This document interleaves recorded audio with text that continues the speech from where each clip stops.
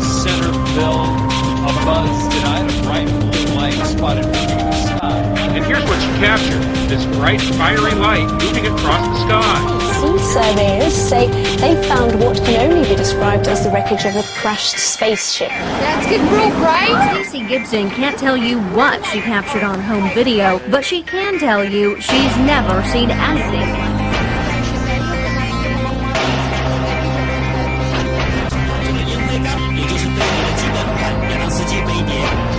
You gotta see it for yourself. These residents saw the light hovering in the sky about Monday night. A North Canton couple is trying to figure out what it was that they saw in the sky over their home just a few days ago.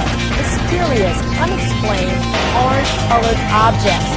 They tell us that they saw lights, but those lights were not from an airplane or a helicopter, and these lights dropped something as they hung low over the sky. Mike was in the Air Force and says the lights hovering in the sky were unlike any he had seen. Um objeto luminoso foi visto no céu pelos moradores e espantados ligaram para a polícia.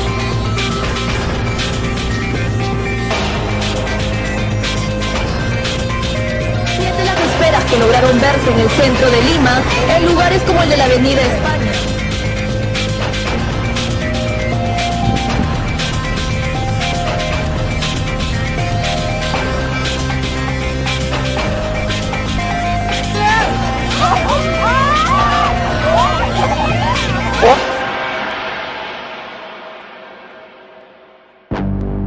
Maybe it's a comet. Could be. It could be. Maybe these are our last moments. It could be. Here comes another one. What? What?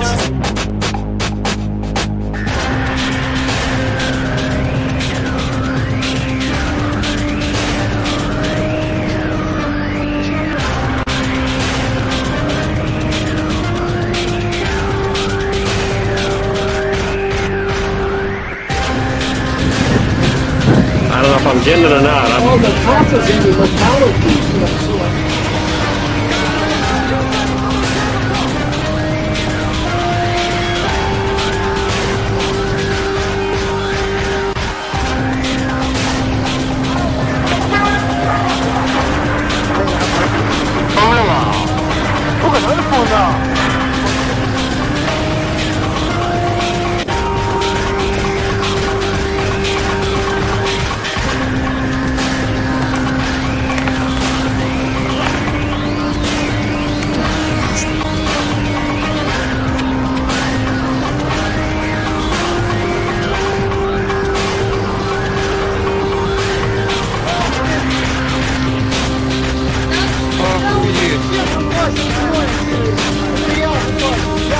I see that view every single night, and I've never seen anything in the sky at that same location or at the same height. Never seen those sort of lights up in the sky.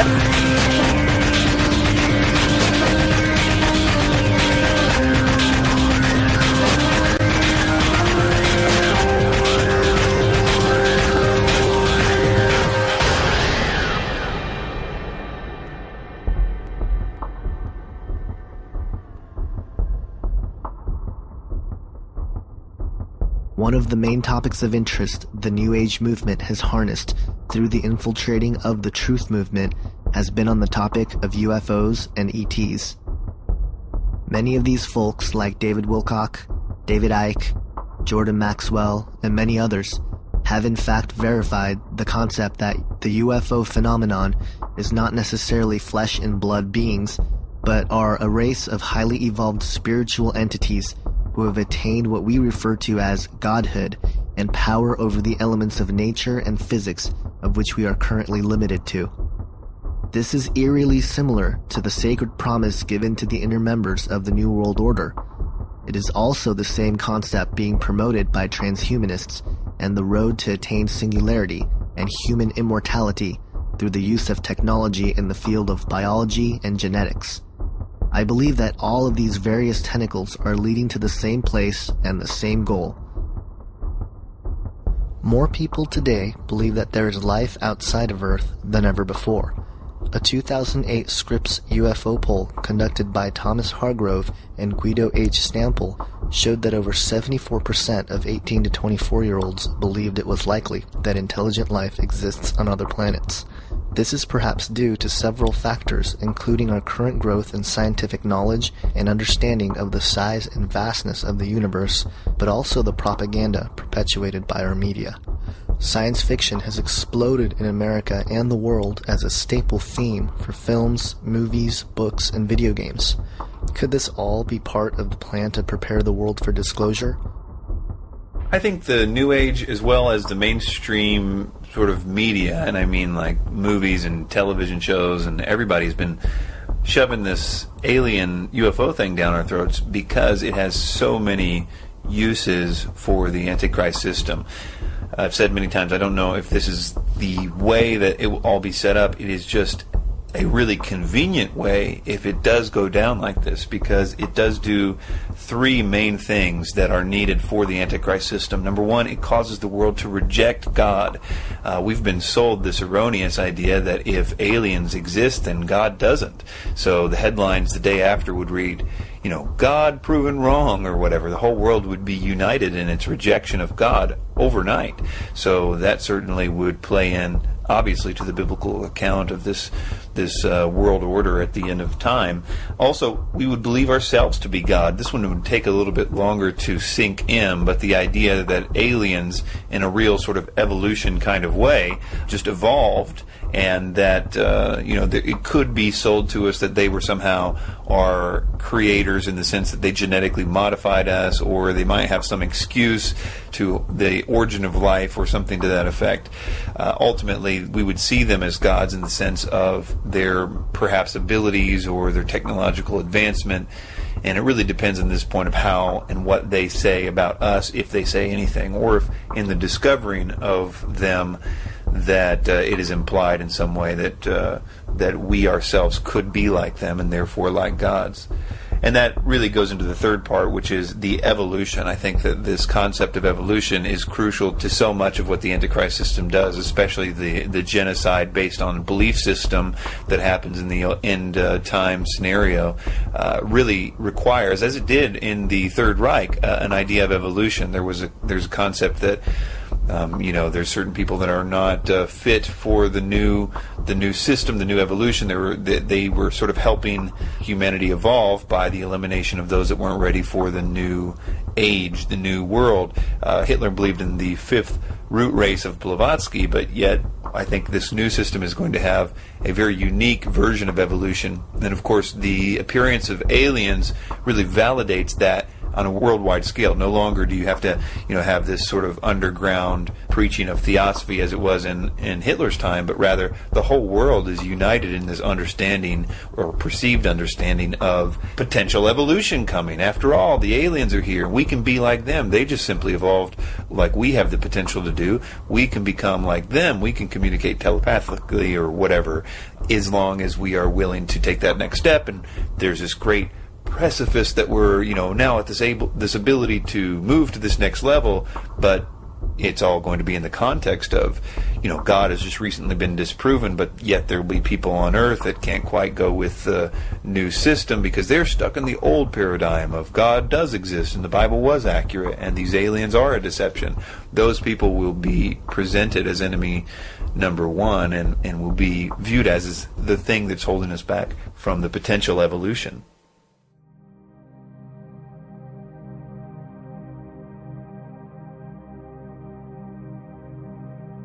UFOs and ETs in the Bible?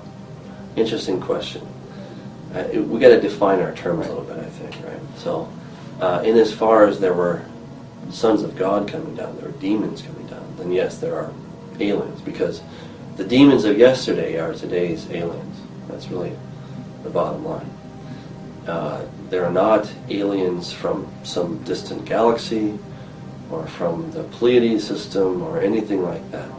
They are very much from here. They're demonic, and so in as far as there were demons, then yes.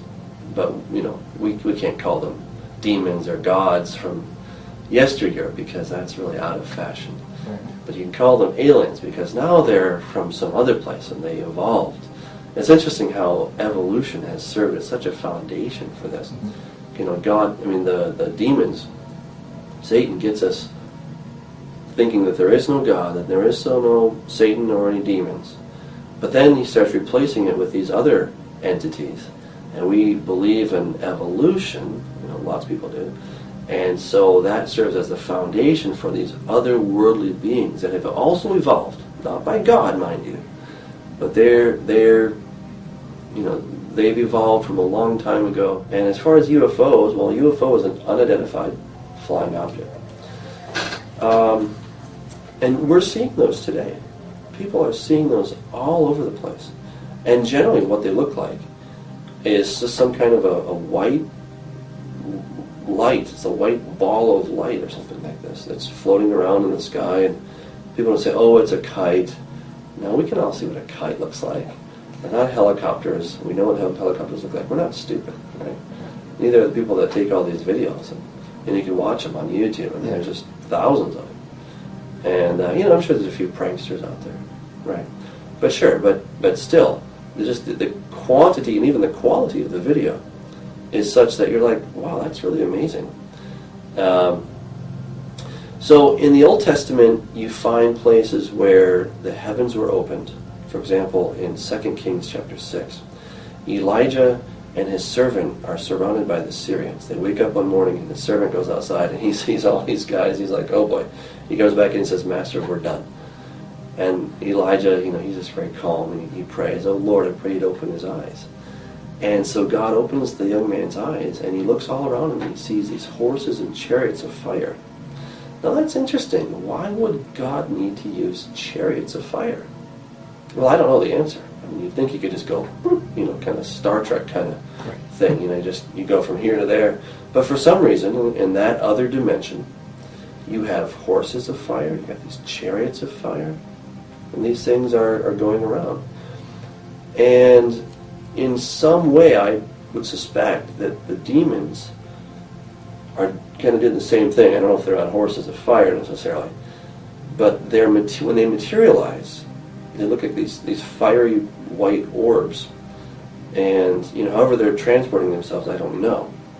But it's not like they can just think it and they're there, but they have to somehow travel, they have to traverse through whatever medium, the spiritual medium or through the physical medium. They're actually moving about. So, again, I wouldn't say that we have, what we call technical UFOs back then, but you did have these horses and chariots of fire in that angelic spiritual realm. There's movement going on. Angels have wings. Again, why would they have wings? Right? Is there air in that? These are questions we just don't know. Right. We still don't know the answer to these things. But still, there's a function for these things. If they have wings, then they must need them. If there are horses and chariots of fire, then they must need those in some capacity that I don't understand. And we're not really told. But still, there it is. So, what we're seeing today is a resurgence. And we're not so much a resurgence, we're seeing a breakthrough of that realm into our own. And those demons are coming through. Somehow they're being able to manifest in this realm. I don't know how they do that, but they're doing it. They're manifesting, and they're up in the skies. Millions of people have seen these things. Right. You even have sort of more famous people like Ronald Reagan. Mm-hmm. He claimed to have seen something a number of times. Jimmy Carter, Barry Goldwater, Douglas MacArthur. All right, just to name a few of the presidents. You have other world leaders. You have Michio Kaku, who's a real famous physicist. Let me make a prediction, and that is sometime by mid-century, we might make contact with an intelligent civilization in outer space. Plus you have, just lots and lots of astronauts. They say that every time that we had a mission, we were being followed by something. We were being watched. We saw some craft. We saw something. Right? And you can watch some of these videos that have been released by NASA, and you can see these things out there. Right? So there's definitely something out there. The question is, what is it?